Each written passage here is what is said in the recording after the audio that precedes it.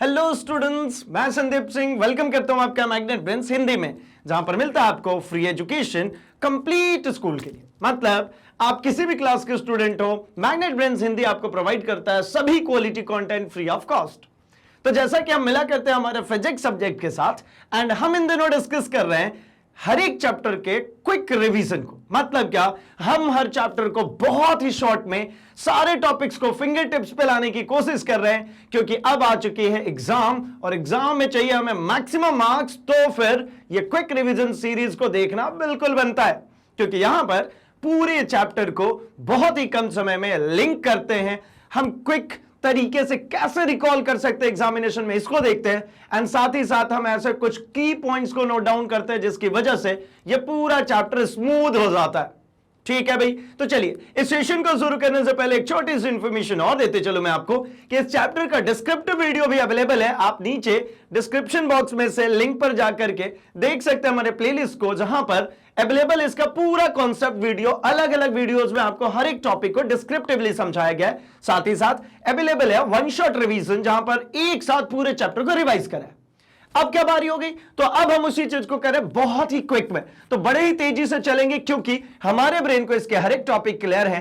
And मैं जैसे ही इधर आपको एक्सप्लेन करना शुरू करूंगा, आपका ब्रेन पुरानी चीजों को रिकॉल करना शुरू करेगा और हम साथ मिलकर के इस चैप्टर को कर लेंगे बहुत ही प्यारे तरीके से तैयार।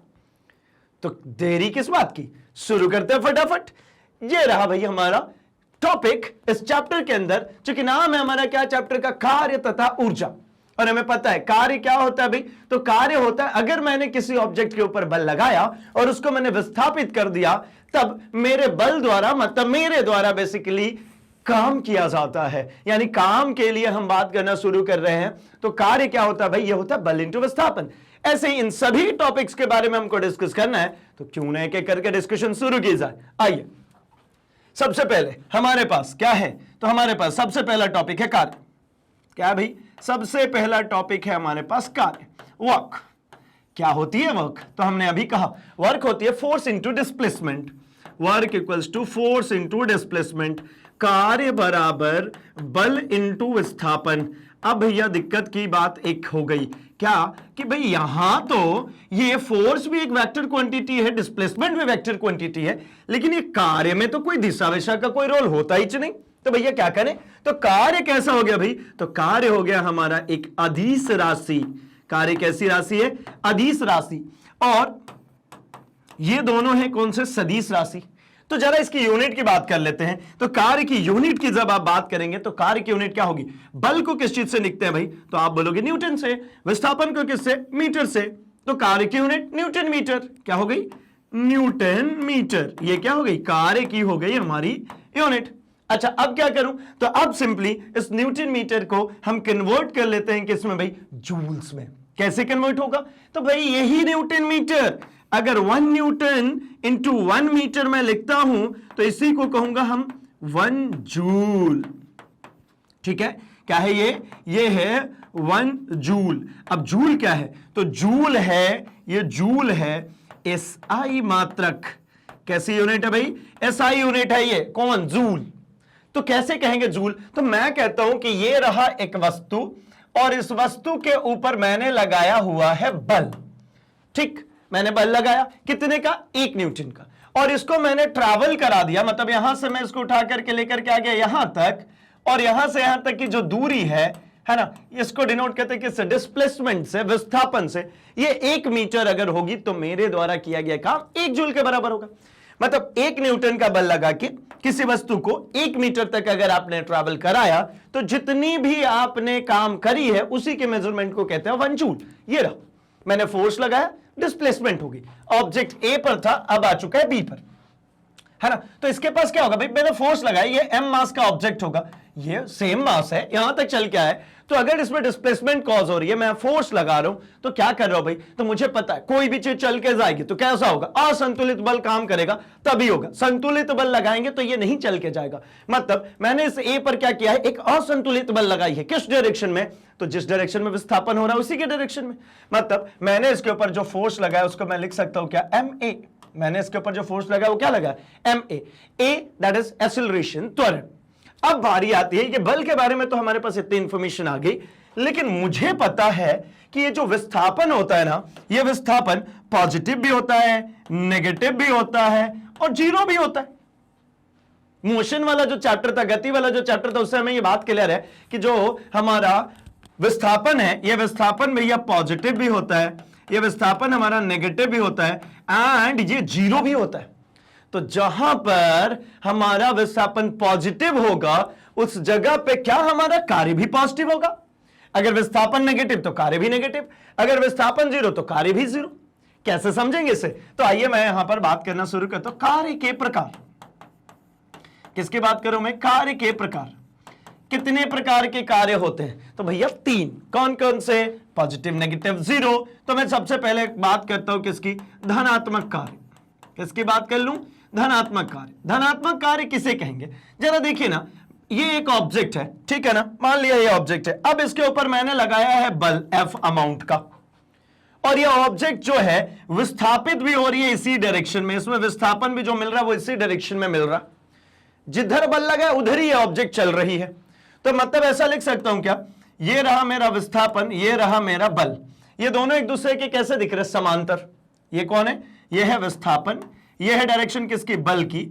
यदि बल और विस्थापन दोनों एक दूसरे के पैरेलल हैं, एक ही दिशा में हैं, तो इस समय ये दोनों किसमें हैं? ये दोनों है भैया हमारा समान दिशा में। कब होगा? ये बल और विस्थापन ये दोनों किसमें होंगे?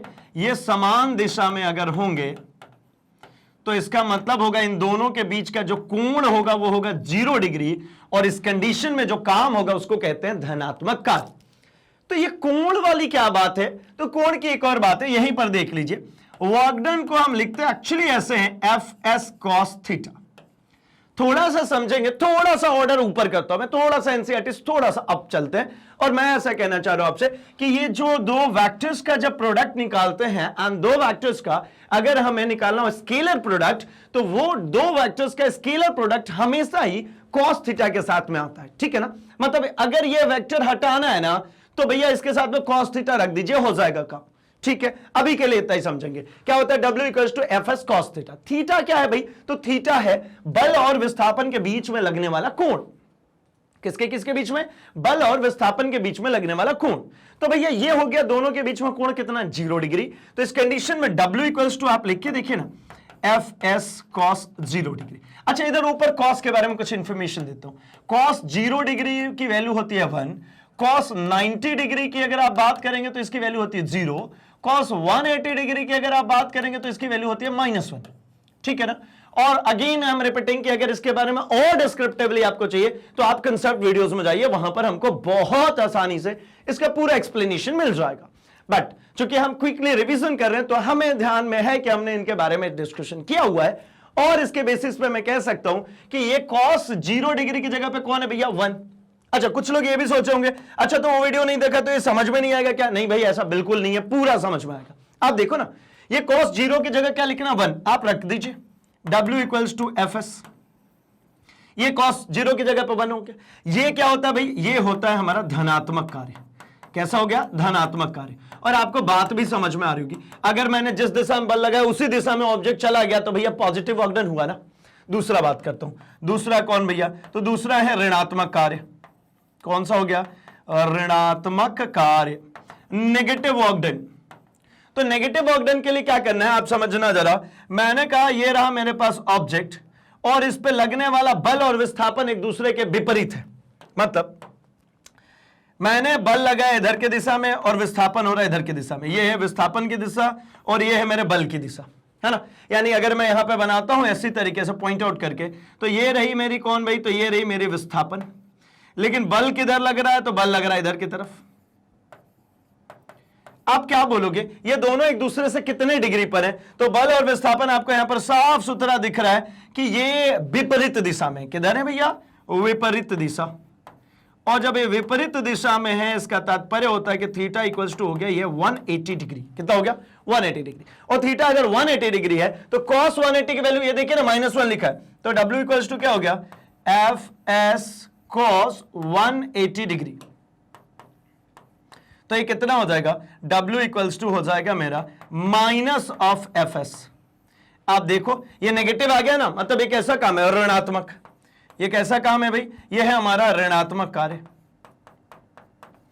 और बात भी समझ में आई होगी ये ऋणात्मक क्यों लिख रहा हूं। एक बात समझिए, ऐसा होगा कब, ये भी आ गया दिमाग में। तो मैंने मान लीजिए एक ऑब्जेक्ट को, ये इस ऑब्जेक्ट को आगे की तरफ पुश करूं, मैं इधर बना देता हूं अलग से डायग्राम एक, मैंने इसको इधर की तरफ पुश किया हुआ, ठीक है ना। तो ये ऑब्जेक्ट इधर के साइड में चल भी रहा है, लेकिन लेकिन लेकिन यहां पे इन दोनों सतहों के बीच में कौन काम करेगा भैया? तो हमने पीछे में डिस्कस किया हुआ है कि इसको घर्षण बल को। घर्षण बल क्या होता है? दो रबिंग सरफेसेस के बीच में लगता है, दो ऐसी सतह जो एक दूसरे को घिस रही है वहां पे लगता है, और हमेशा ये अपोजिट डायरेक्शन में होता है। किसके? जिधर आप बल लगा रहे हैं, ये ऑब्जेक्ट अगर इधर साइड चल रही है तो इसके विपरीत दिशा में। कैसे समझते हैं? ये समझिए ना, ये रहा आपका साइकिल का पहिया, आप साइकिल के पहिए पे इधर बल लगाते हैं, लेकिन रोड और साइकिल के पहिए के बीच में पीछे बल लगता है, तभी तो ये गोल घूमता है ना। तो घर्षण बल ने कितना काम किया? घर्षण बल ने नेगेटिव काम किया। घर्षण बल ने कैसा काम किया? ऋणात्मक काम किया। यहां पे क छूट गया, ऋणात्मक कार्य किया। ठीक, अब जीरो कार्य का क्या करूं भाई? तो जीरो कार्य के लिए आइए देखते हैं। अब तीसरा बचा है मेरे पास, कौन? जीरो कार्य। ठीक, जीरो कार्य का मतलब समझिए,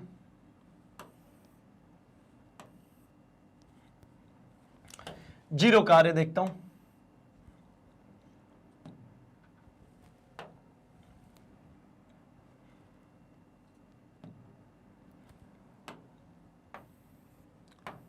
ठीक है, ये अपन आ गया शून्य कार्य, जीरो कार्य। ठीक है, थर्ड यहां पर लिख रहा हूं मैं, शून्य कार्य। तो शून्य कार्य का मतलब क्या हो गया भाई? तो शून्य कार्य कब होगा? जब 90 डिग्री। मतलब कैसा? ये देखिए ना, ये रहा मेरा ऑब्जेक्ट, है ना, इस वस्तु के ऊपर, इस वस्तु के ऊपर, ठीक है, विस्थापन इस दिशा में हो रही है और बल नीचे की दिशा में लग रही है। मान लीजिए ये बल हो गया और ये विस्थापन हो गया, एक दूसरे से कैसे दिख रहे? 90 डिग्री पर दिख रहे हैं ना। ठीक है, बल और विस्थापन कितने डिग्री पे? 90 डिग्री के कोण पे। ठीक है, तो ये यहां पर जो काम होगा, यहां पर जो काम होगा वो काम कैसे लिखोगे आप? तो W इक्वल्स टू लिखूं F S cos 90 degree, and cos 90 degree 0, तो ये पूरी वैल्यू 0, W इक्वल्स टू 0, शून्य का।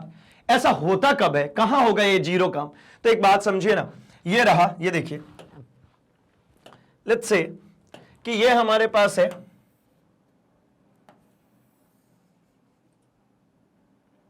ये हमारे पास एक सर्कुलर ऑर्बिट है, ठीक है ना, और इसके केंद्र पर है भैया क्या?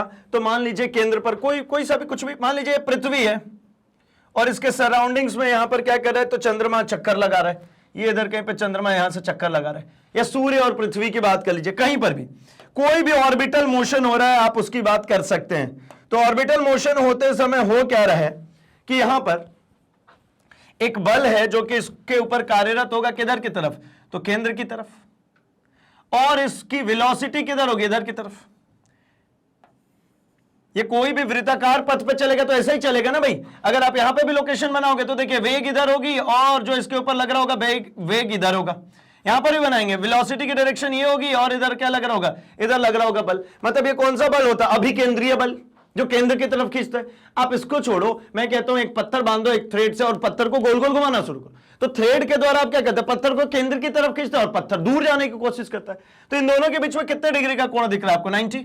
देखिए 90। अगर मैं यहां पर बात करूं तो अभिकेंद्रीय बल द्वारा किया गया कार्य कैसा होता है? शून्य। तो सबके एक एक एग्जांपल याद रख लीजिए। ये कौन है? अभिकेंद्रीय बल द्वारा किया गया कार्य शून्य। ऋणात्मक कार्य कौन भाई? तो फ्रिक्शनल फोर्स, घर्षण बल द्वारा किया गया काम ऋणात्मक। और पॉजिटिव कौन? तो मैंने बल लगा और ऑब्जेक्ट उसी डायरेक्शन में चलने लगी तो पॉजिटिव वर्क डन हो गया। बात समझ में आ गई दोनों तरीके से। एक तो ऐसा कि जब पॉजिटिव विस्थापन होगा तो पॉजिटिव काम, नेगेटिव विस्थापन तो नेगेटिव काम, जीरो विस्थापन तो जीरो काम। अगर कोई कहीं से चला घूम फिर करके वापस यहीं आ गया तो कितना वर्क डन हुआ? जीरो। ठीक है, कितना वर्क डन हुआ? जीरो। अब यहां पे वर्क डन के केस में कुछ और भी बातें की जाती हैं, जरा मैं उसके लिए भी चर्चा कर लूं फटाफट। तो देखिए कार्य के लिए और बात होती है भाई, है ना। कार्य अगर मैं बोलता हूं गुरुत्वाकर्षण बल द्वारा, किसके द्वारा? गुरुत्वाकर्षण बल द्वारा। इसमें खूब लोग घुमाते हैं और खूब बच्चे कंफ्यूज होते हैं, है ना। जिसको मर्जी होता है आपसे पूछते हैं आप 9th क्लास में पढ़ते? बोले हाँ, तो तुरंत से एक सवाल पूछते हैं। क्या पूछते पता है? वो कहते हैं कि भैया एक बात बताइए, ये है एक महाराज, कुली महाराज, और इन्होंने अपने सर पे क्या किया भैया? तो कुछ सूटकेस बैग वैग कुछ लेकर के, और ये बड़े भैया ये ऐसे कुछ होंगे, है ना। चलो ये बड़े खुश हैं, ठीक है। अब क्या हो रहा है भाई, तो बहुत लोगों का ये पूछना होता है कि ये जो महाराज हैं ये चल रहे हैं इधर की तरफ, ठीक है, ये पोजीशन ए से इधर बी की तरफ चल रहे हैं, ठीक है। तो क्या इन्होंने कुछ काम किया, ए से अगर बी पर आए तो मतलब इन्होंने विस्थापन हुआ, इनके पास क्या हो गया, विस्थापन हुआ। तो क्या इन्होंने कुछ काम किया, तो आप क्या कहेंगे भाई, हाँ एक ऑब्जेक्ट थी उसके ऊपर इन्होंने बल लगाया और उसको यहां से यहां तक ले आए, तो मतलब काम हुआ, इधर में काम हुआ, कार्य होगा। किंतु इन्हीं से ये पूछते हैं कि भैया ये लेकर के कुली महाराज खड़े हैं तो क्या ये कोई काम कर रहे हैं, तो आप बोलोगे बिल्कुल नहीं। देखिए इस पे गुरुत्वाकर्षण बल किधर फोर्स लगा रहा है भाई, नीचे। गुरुत्वाकर्षण बल किधर लग रहा होगा, नीचे। कितना लग रहा होगा, तो जितना उसका वेट होगा mg, भार, कितना, भार के बराबर। और इसमें विस्थापन जो हो रहा है वो इधर हो रहा है, तो आपको ऐसा नहीं लग रहा कि बल जो लग रहा है mg वो नीचे की तरफ और जो विस्थापन हो रहा है वो इधर की तरफ, तो दोनों के बीच में 90 डिग्री, और 90 डिग्री का कोण होगा तो कितना वर्क डन होगा, 0। तो वर्क डन बाय ग्रेविटी कितनी हो जाएगी, 0।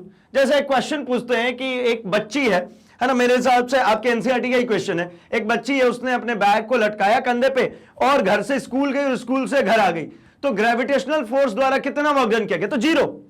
ग्रेविटेशनल फोर्स द्वारा कोई वर्क डन नहीं।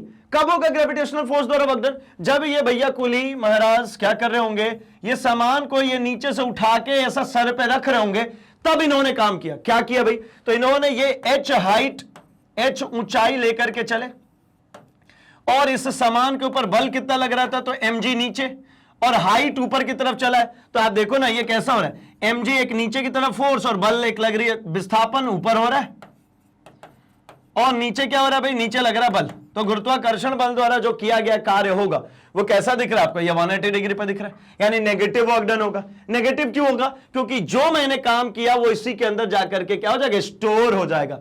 क्या होगा भाई वर्क डन, तो कार्य बराबर होता है फोर्स इंटू डिस्प्लेसमेंट, विस्थापन। तो यहां पर क्या है, फोर्स, फोर्स है भैया mg और हाइट h, तो work done equals to mgh, और ये mgh में हम लगा देंगे एक नेगेटिव। क्यों नेगेटिव, क्योंकि ऊपर ले गए थे। अब यही नेगेटिव क्या बता रहा है, तो ये नेगेटिव बताता है कि ये इसके अंदर स्टोर्ड एनर्जी है, ये जाकर के इसके अंदर क्या हो गई, एकत्रित हो गई। चलेगा, इतनी बात आई थिंक समझ में आ गई। कार्य की बात करते हैं, खत्म। यहां पर हम बढ़ते हैं अगले टॉपिक पे। क्या भाई, तो कठोर काम करने के बाद कुछ अधिक कार्य नहीं, ठीक है। इसका मतलब क्या भाई, हम कई बार को कहते हैं कि मैंने दीवार को खूब दम लगा करके धक्का रहा हूं, पूरी तरीके से पसीना पसीना होगा, क्या मैंने कुछ काम किया, तो भैया कहते हैं कि नहीं आपने तो कोई काम नहीं किया, विस्थापन नहीं हुआ। लेकिन थोड़ी देर बाद आपको ऐसा लगता नहीं यार मैं तो काम कर रहा था ना, मैं तो फोर्स लगा रहा था, लेकिन मैं कहूंगा विस्थापन नहीं हुआ।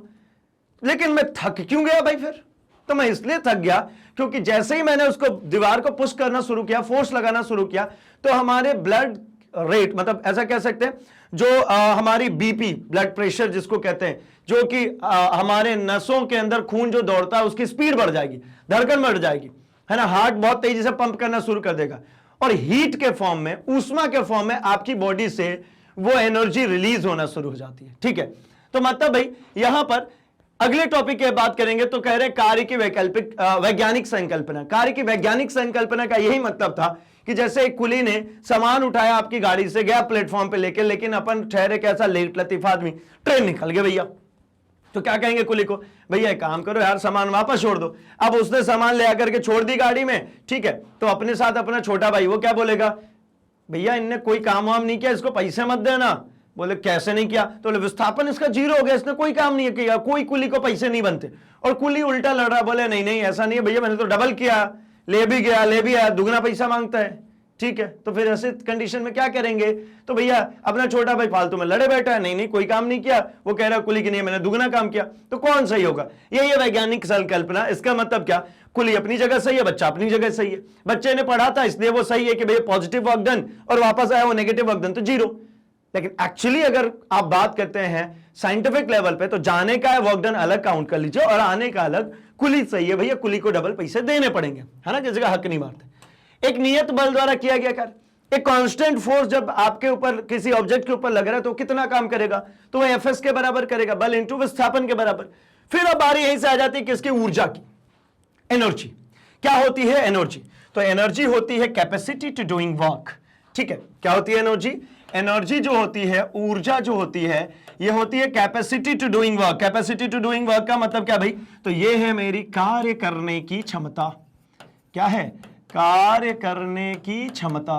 अब कार्य करने की क्षमता से क्या समझते हैं? मतलब कितनी कैपेसिटी है मुझे काम करने की। काम करने की क्षमता का मतलब है अमाउंट ऑफ वर्क डन से, समझिए थोड़ा सा, अमाउंट ऑफ वर्क, कितना ज्यादा काम किया। अब एक और चीज है, इसी तरीके से मैं यहीं पे खत्म कर रहा हूं, चूंकि चैप्टर ऑलरेडी हम डिस्कस कर चुके थे। अब जरा हम इसके बारे में बात करेंगे, जो कंफ्यूजन रहता है हमें। मैं कार्य और शक्ति यहीं पे खत्म कर रहा हूं। आप कहोगे कि सर कार्य ऊर्जा को तो समझा दो पूरा, पहली शक्ति आ गई आपकी। तो भैया शक्ति इसलिए आई क्योंकि एक कंपैरिजन है, पता है क्या? ये कार्य करने की क्षमता और ये कार्य करने की दर है, और स्टूडेंट्स बहुत ज्यादा कंफ्यूज होते हैं। तो दर की जैसी बात होगी ना, आप विभाजित करेंगे समय से। ये मैं पहले चैप्टर से बोलता आ रहा हूं कि भैया दर, रेट जैसी बोला, डिवाइडेड बाय टाइम। किसको? कार्य को। तो मतलब शक्ति क्या हो गई भाई? या शक्ति कार्य बटा में समय। क्या हो गया? कार्य बटा में समय। ठीक है, शक्ति पावर पी से डिनोट करते हैं मान लो। तो ये वर्क डन क्या हो गया? W/T। समझिएगा, ये होगी कार्य करने की दर। मतलब क्या? कम समय में ज्यादा काम करेगा ज्यादा शक्तिशाली, ज्यादा समय में कम काम करेगा कम शक्तिशाली। समय की कोई बात ही मत करो, सिर्फ आप बात करो कितना काम किया।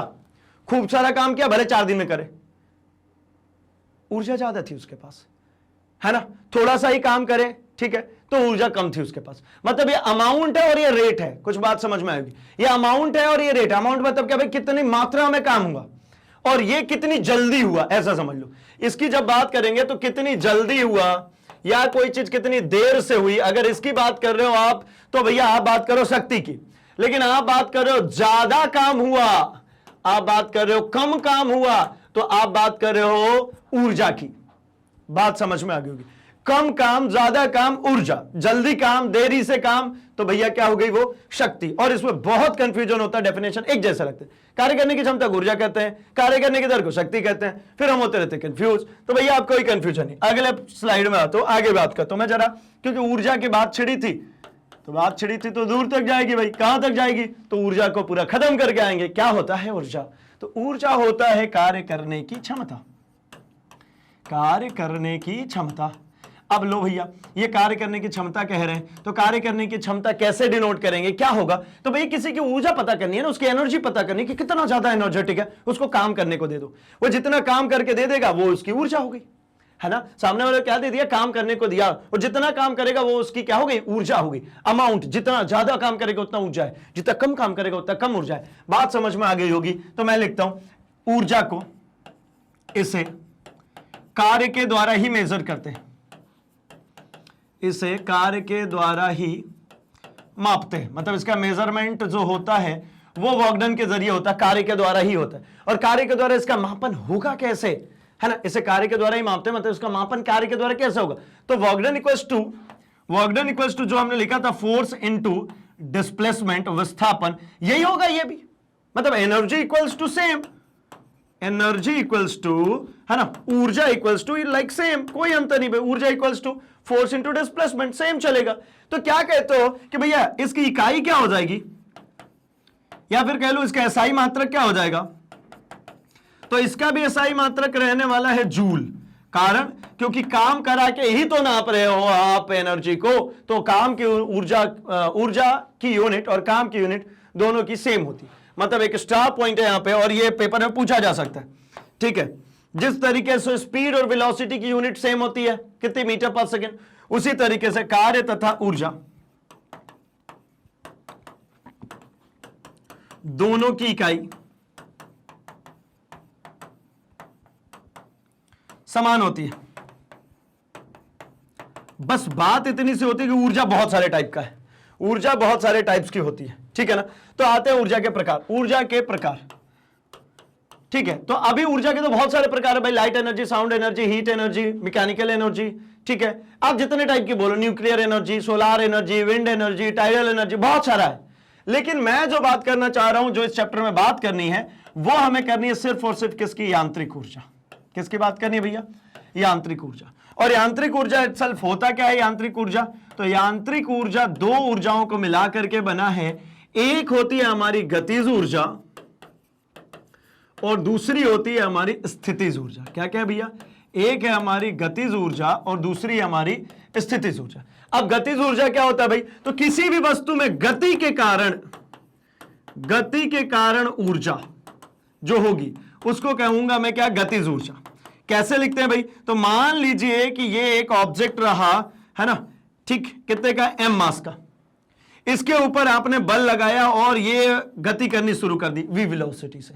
v क्या है? वेग है। m द्रव्यमान है। f क्या है? फोर्स।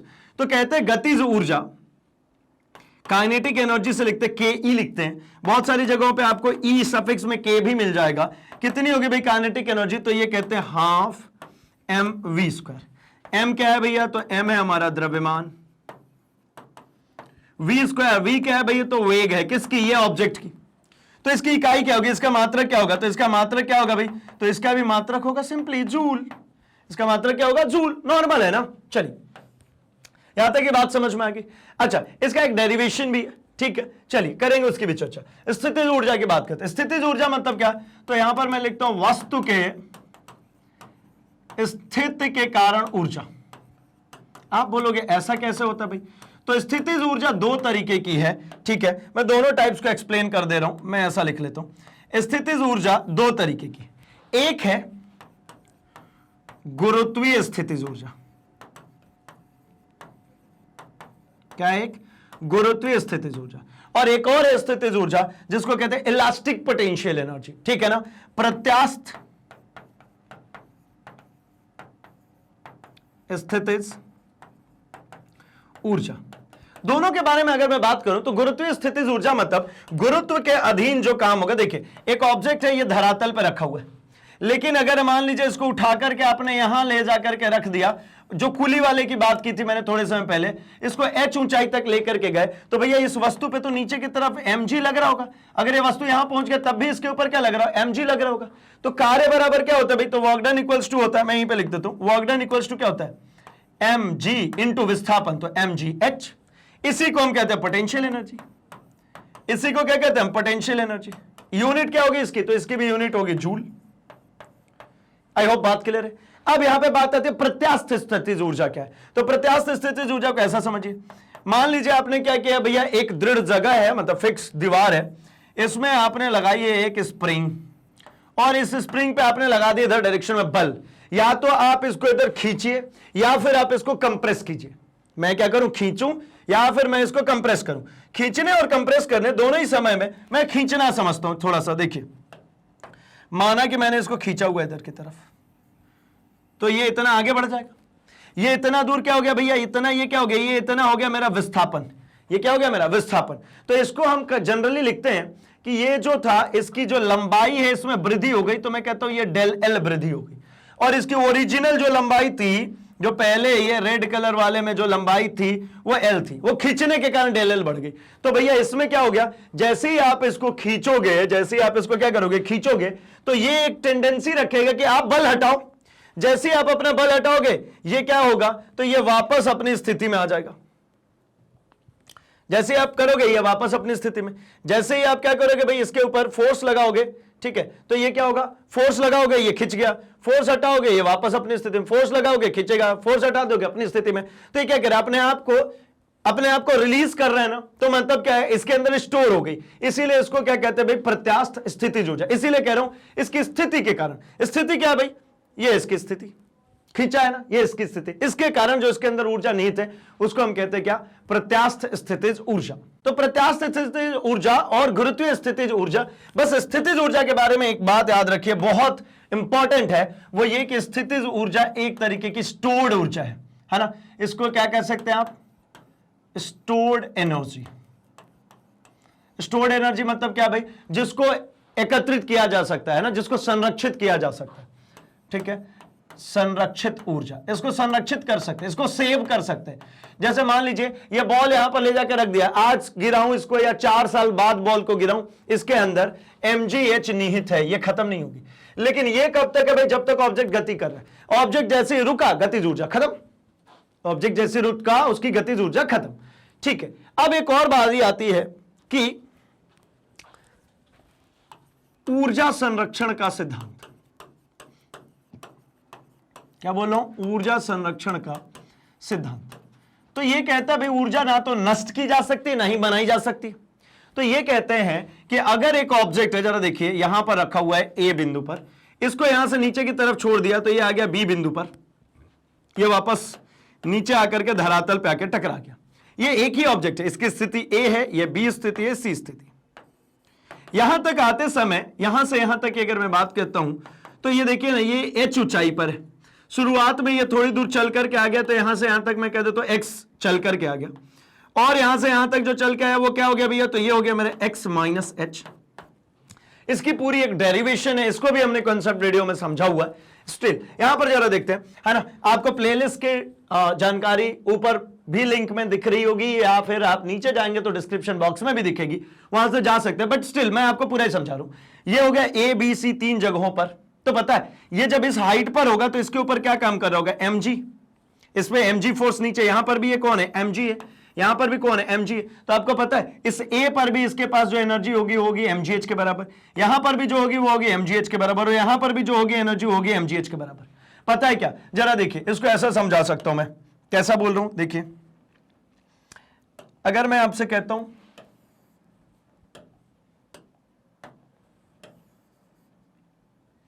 ठीक है, मैं कुछ चीज बनाने की कोशिश कर रहा हूं एंड आई होप कि आपको पूरी बातें समझ में आ जाएंगी। सी बहुत आसान है इसको समझना भाई, ठीक है ना, बहुत ही आसान है। देखिए ठीक है, थोड़ा सा टेढ़ा दिख सकता है तो भैया जस्ट इग्नोर।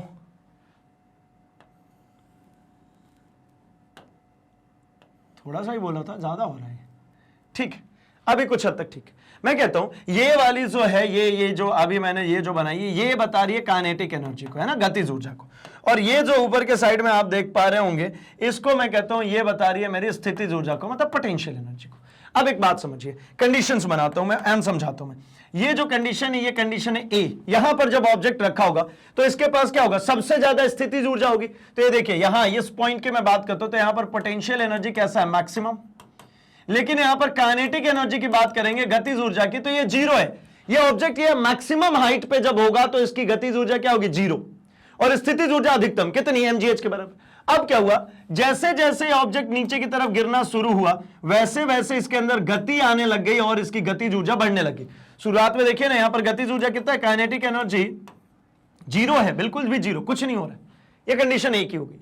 लेकिन जैसे जैसे आगे की तरफ बढ़ रहा है वैसे वैसे क्या होगा, ये बॉल नीचे गिरेगा तो गति मिलेगी ना, इसको बॉल गिरेगा तो इसको गति मिलेगी, और जैसे जैसे गति मिलेगी इस हाइट में कमी आनी शुरू हो जाएगी, और हाइट में जैसे जैसे कमी आएगी क्या होने लगेगा, तो उसकी स्थितिज ऊर्जा में कमी आने लगेगी। तो देखिए ना, ये जिस रेट से स्थितिज ऊर्जा कम हो रहा है उसी रेट से गतिज ऊर्जा बढ़ रहा है। ये क्या हो गया, गतिज ऊर्जा बढ़ता गया बढ़ता गया बढ़ता गया बढ़ता गया, ये हो गया मैक्सिमम। ये क्या है भाई, मैक्सिमम हो गई कौन, काइनेटिक एनर्जी। तो इस जगह पे अगर ध्यान से देखिए तो ये पोटेंशियल एनर्जी कितनी हो गई, 0। यहां पे पोटेंशियल एनर्जी कितनी हो गई, 0। यहां पे देखिए ये पोटेंशियल जाते जाते जाते खत्म हो गई। ये कौन सी कंडीशन है, जब ये आके बिल्कुल टकरा गया बॉल कहां पे, ये हो गया सी कंडीशन। ये कौन सी कंडीशन है, ये कंडीशन है सी। और यहां कहीं पर भी बी मान लीजिए, बी को कहीं पर भी आप मान के देते मिड पॉइंट पे मान लीजिए। इस मिड पॉइंट की अगर मैं बात करता हूं तो यहां पर पोटेंशियल एनर्जी हमेशा बराबर होगा काइनेटिक की, यानी इस बिंदु पर जितनी स्थितिज ऊर्जा उतनी गतिज। ये जैसे जैसे नीचे से कम हो रहा है वैसे वैसे काइनेटिक क्या हो रही है, बढ़ रही है। ठीक है, क्या हो रही है भाई, काइनेटिक बढ़ रही है। आप ऐसा सोच सकते हो, आपको एक बहुत आसान सा तरीका बताता हूं। ए बी सी 3 जगह है, ठीक है, और हम दोनों भाइयों को हमारे पिताजी ने क्या किया भैया, तो 500 रुपए बड़े वाले भाई को दे दिया, या 300 रुपए ले लेते, चलो 300 रुपए बड़े वाले भाई को दे दिया, मुझे कुछ नहीं दिया। तो एक बात बताना, ये रहा मैं, ठीक है, और ये रहा बड़ा भाई, ठीक है, कुछ नाम दे देते हैं यार, है ना, ऐसा फील नहीं आ रहा है, चलो इसको हटाओ, क्या करें, कुछ कुछ कुछ कुछ नाम, कुछ नाम, है ना। तो इसको दे देते हैं क्या, तो इसको दे देते हैं भैया रोजर, है ना, और इसको क्या दे दें, तो इसको दे देते हैं एंड्रयूज, है ना, अंग्रेजी नाम। ठीक, चलो रोजर और एंड्रयूज की बात करते हैं। भैया ये रोजर को पिताजी ने 300 रुपए दिए थे, तो ये इसने मेरे साथ डील करी कि भाई जैसे जैसे नीचे फ्लोर पर उतरेंगे ना मैं तेरे को 100 रुपए देते जाऊंगा। तो जैसे ही हम बी पर उतरे, ये फर्स्ट फ्लोर है, सेकंड फ्लोर है और ये थर्ड फ्लोर, यहां पे जैसे ही उतरे इसने क्या किया, मेरे को 100 रुपए दे दिए, तो इसके पास कितने बचे, 200। फिर अगले फ्लोर पे उतरे तो इसने क्या किया, तो इसने कहा कि भैया ठीक है 100 रुपए और देने थे, तो अब मेरे पास 200 हो गए, इसके पास कितने 100 रुपए। अब उतर गए कहां, ग्राउंड फ्लोर पे, है ना, कहां उतर गए, ग्राउंड फ्लोर पे। तो जैसे ही ग्राउंड फ्लोर पे उतरे इसने ये भी दे दिया, मेरे पास अब पूरे 300 और इसके पास कितने 0। कुछ आया समझ में? शुरू में थर्ड फ्लोर पे मेरे पास 0 थे, अभी उसके पास 0 है। क्या हो रहा है भाई, तो ये दोनों इंटरचेंज हो रहे हैं, लेकिन पिताजी ने कुल कितने रुपए दिए थे 300। सेकंड फ्लोर पे भी रहूंगा तो कितने हैं 300, अगर फर्स्ट फ्लोर पे भी रहा तो देखिए 300, और ग्राउंड पे भी आ गया तो 300, तो पिताजी के जेब से तो 300 रुपए ही गए। हम आपस में जो मर्जी कराए कर ले। मतलब पोटेंशियल और काइनेटिक हमेशा कैसा रहेगा, हमेशा रहेगा कांस्टेंट। यही ऊर्जा संरक्षण का सिद्धांत क्या है, तो इसके अकॉर्डिंगली ये कहते हैं कि potential energy plus kinetic energy हमेशा ही कैसा होगा, एक स्थिरांक, हमेशा होगा कैसा भैया, नियत, ये नहीं बदलेगा किसी एक सिस्टम के लिए। जो काइनेटिक और पोटेंशियल होगी वो सेम होगा। क्या, तो बस ये पोटेंशियल कन्वर्ट हो जाएगी काइनेटिक में। अच्छा अब एक बात समझिए, एक गेंद को नीचे से ऊपर फेंका है, तो जब नीचे से ऊपर फेंका है तो नीचे धरातल पे उसके पास कोई काइनेटिक एनर्जी, कोई पोटेंशियल एनर्जी नहीं है, तो यहां पे पोटेंशियल 0 है, लेकिन काइनेटिक एनर्जी मैक्सिमम होगी। जब हाथ से थ्रो कर रहा हूं सबसे ज्यादा वेलोसिटी होगी, लेकिन होगा क्या, जैसे जैसे गेंद ऊपर जानी शुरू हो जाएगी उसकी वेग धीरे धीरे कम होना शुरू हो जाएगा, और वेग कम होगा इसका मतलब काइनेटिक एनर्जी कम होने लगेगा। ये एक बीच में पॉइंट आएगा जहां बराबर होगा, इसके बाद क्या होगा, काइनेटिक एनर्जी खत्म खत्म खत्म, और पोटेंशियल एनर्जी अब फिर से क्या हो गया, मैक्सिमम। यानी एक कंडीशन आ गई, बॉल नीचे से चलती चलती ऊपर चली गई, तो ये आधा हाफ जो यहां से इधर साइड में बना हुआ है ये बना है जब बॉल को नीचे से ऊपर फेंकेंगे, और आधा हाफ जो बना है जब बॉल को ऊपर से नीचे गिरा रहे होंगे। मतलब ये है नीचे से ऊपर, ये इधर का कौन है, नीचे से ऊपर, और उधर वाला है ऊपर से नीचे। सबसे बढ़िया एग्जांपल ये है कि भाई एक दूसरे में इंटरचेंज हो रहे हैं, एक दूसरे में कन्वर्ट हो रहे हैं, बस। चलिए, तो यहां तक की बातें आ गई हमें, क्या क्या चीज, तो भाई हमने ऊर्जा की बात करी, ऊर्जा के रूप की बात की, गतिज की बात करी, स्थितिज की बात करी, किसी ऊंचाई पर वस्तु की स्थितिज ऊर्जा की बात करी। फिर इसके बाद कह रहे कि भैया ऊर्जा जो है एक रूप से दूसरे रूप में ट्रांसफर हो जाती है। हाँ देखा, काइनेटिक पोटेंशियल स्थितिज गतिज में और गतिज स्थितिज में चेंज हो रही थी। फिर हमने बात कर ली किसकी, ऊर्जा संरक्षण के सिद्धांत की, ऊर्जा संरक्षण के नियम की, कि energy neither be created nor be destroyed, only transformed from one form to another। मतलब ऊर्जा ना तो बनाई जा सकती ना ही नष्ट की जा सकती, सिर्फ और सिर्फ इसका रूपांतरण हो सकता है एक फॉर्म से दूसरे फॉर्म में, बस।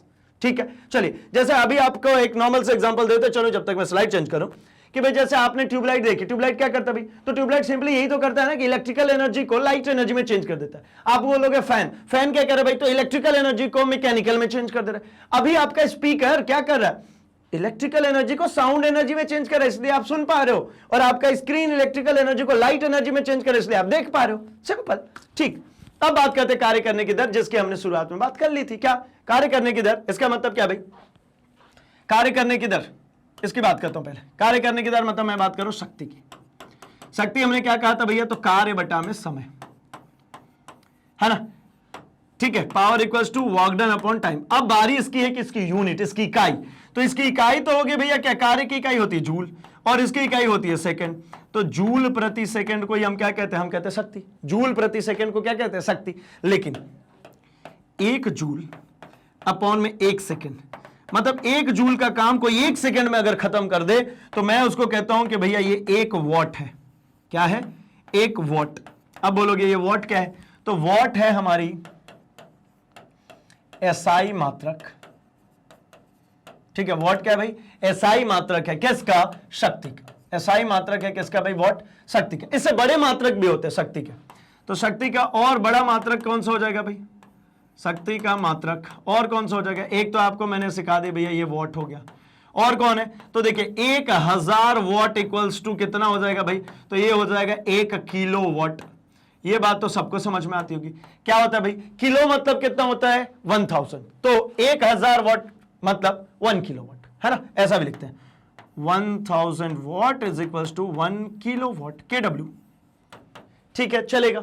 ये हो गई हमारी बात किसकी, हमारी बात हो गई ये शक्ति की। लेकिन ऊर्जा का व्यावसायिक मात्रक, हम बात करें ऊर्जा की, अब शक्ति के बाद हम बढ़ रहे हैं जरा ऊर्जा की। ये NCERT मतलब CBSE से डिलीटेड है।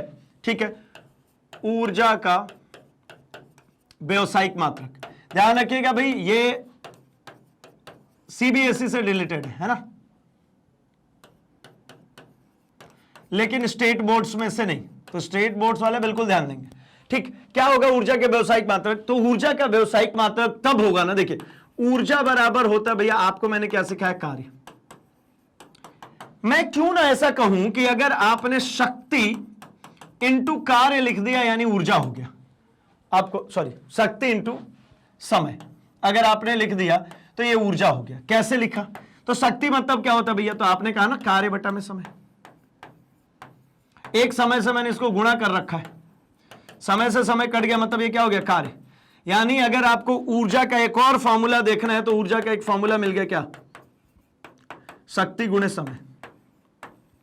अब कहानी इसके यूनिट की है क्योंकि ये पूरी रामायण यूनिट के लिए चल रही है।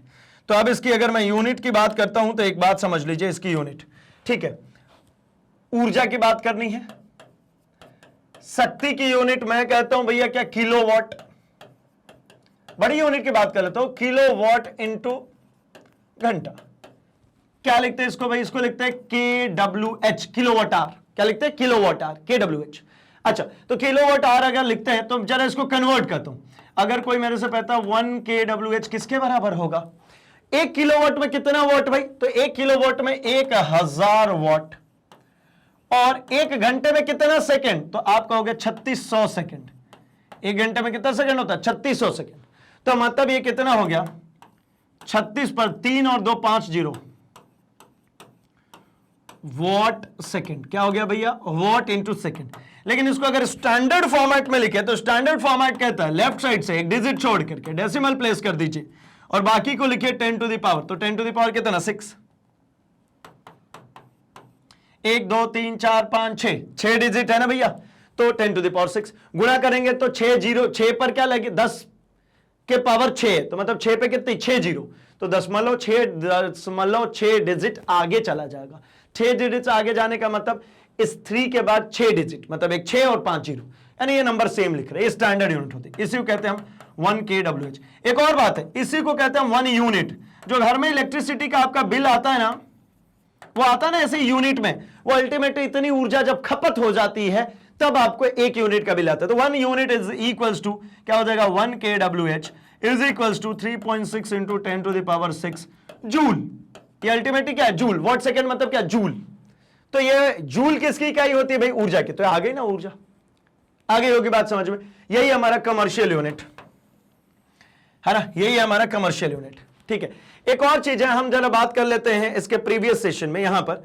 ठीक है, यह भी पूछा जा सकता है शक्ति का एक दो और मात्रक है शक्ति का, है ना। इंजीनियरिंग में इसको यूज किया जाता है। 746 वॉट इज इक्वल्स टू होता है 1 हॉर्स पावर।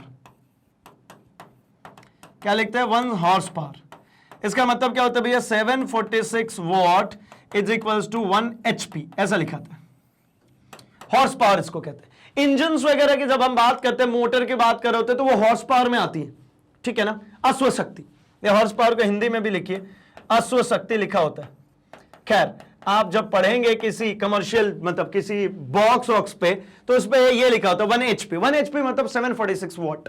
ठीक है, तो भैया यहां तक हमने ये पूरी बातें कर ली। क्या क्या बातें करी है, आइए एक बार फटाफट सिंगल ग्लांस एंड पूरा चैप्टर फिंगर टिप्स पे, क्योंकि हमने यही तो डिस्कस किया था कि हम करने वाले हैं सब कुछ बिल्कुल फिंगर टिप्स पे। ये रहा, हमने बात करी कार्य की। ये कार्य क्या होता है भाई? बल इंटू विस्थापन। कितने टाइप के? 3 टाइप के, पॉजिटिव, नेगेटिव और जीरो। कब पॉजिटिव? जब दोनों सेम डायरेक्शन में बल और विस्थापन पॉजिटिव, अपोजिट डायरेक्शन में 180 डिग्री पे हो नेगेटिव, जब दोनों 90 डिग्री पे हो बल और विस्थापन तो जीरो, खत्म बात। नेक्स्ट हमने आगे बात करी गुरुत्वाकर्षण बल द्वारा किया गया कार्य, अगर कोई ऑब्जेक्ट लेकर के सिर्फ खड़ा है सर पे तो जीरो है।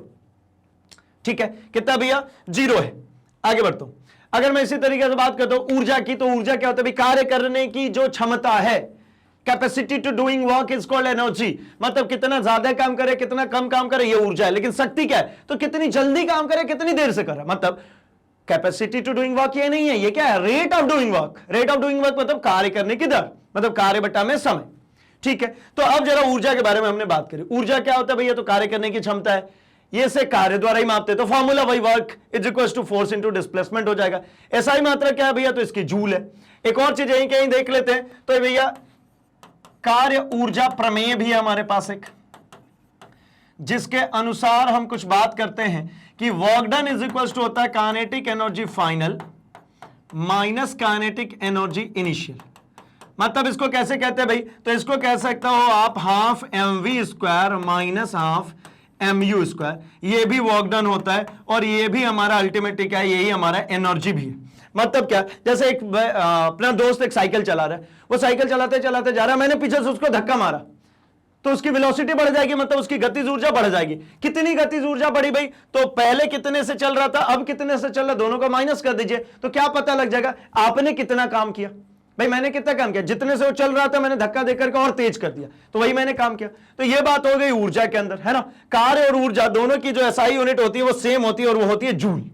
फिर हमने बात करी कि भैया ऊर्जा में हमको जो इस सेशन में पढ़ना वो पढ़ना है यांत्रिक ऊर्जा। दो तरीके की ऊर्जा से मिलकर के बनी है, गतिज ऊर्जा प्लस स्थितिज ऊर्जा। गतिज ऊर्जा मतलब गति के कारण ऊर्जा, यानी कोई वस्तु है और वो चल रहा है तो उसकी जो ऊर्जा होगी मतलब काइनेटिक एनर्जी क्या होती है, हाफ mv स्क्वायर। ठीक है, कितनी, हाफ mv स्क्वायर। मास है m और v है उसका वेलोसिटी, वेग। उसी तरीके से स्थितिज ऊर्जा मतलब वस्तु के स्थिति के कारण। स्थिति मतलब क्या भाई, तो दो तरीका, एक गुरुत्वीय स्थितिज ऊर्जा और एक प्रत्यास्थ स्थितिज ऊर्जा। किसी ऑब्जेक्ट को किसी हाइट पर ले जाकर के रख देंगे, इसको किसी हाइट पर ले जाएंगे तो इसमें स्थितिज ऊर्जा मतलब इसके अंदर ऊर्जा स्टोर होगी और वो स्टोर्ड एनर्जी कहलाती है स्थितिज ऊर्जा।